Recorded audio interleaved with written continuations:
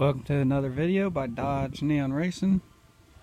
Basically, what we're going to be doing today is we have a 2002 PT Cruiser. It's just dealing with a heater cord, and this will work within a neon or anything, but when the heater was turned on, it blew nothing but cold air.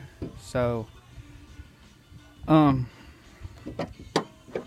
it gave symptoms of, being clogged. Well, you can see I already got it kind of tore apart here. You don't have to go into that extensive, but to tell you, you want to be able to check your hoses down here. You can just kind of like squeeze them,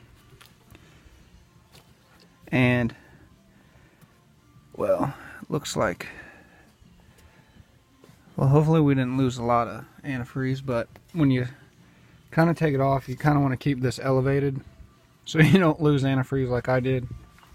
But you can squeeze the hoses and you'll see it move. But what ended up happening is back here,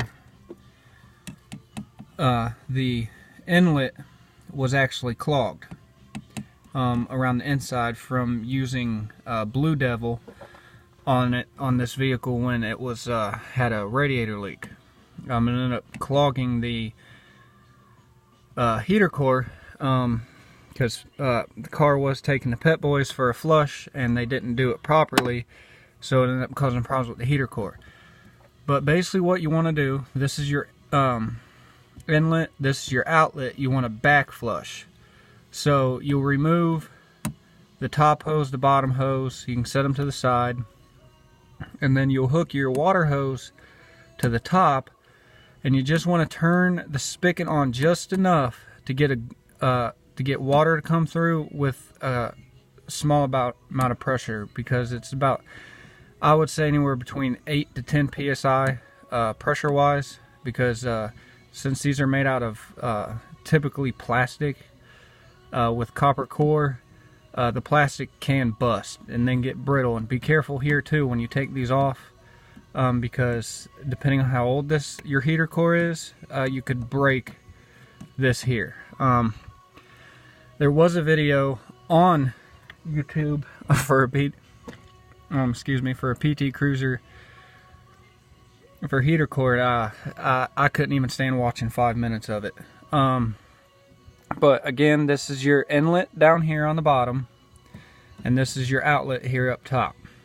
So you're going to want to do the reverse.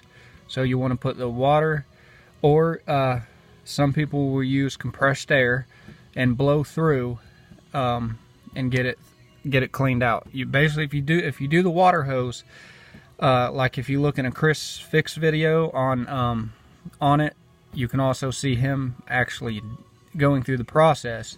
But I kind of want to give an explanation on how it's done on a PT Cruiser, because on his Ford it's a little bit different. But you can check out Chris Fix video on heater core flush, and he will give you a pretty good depth and explanation on it.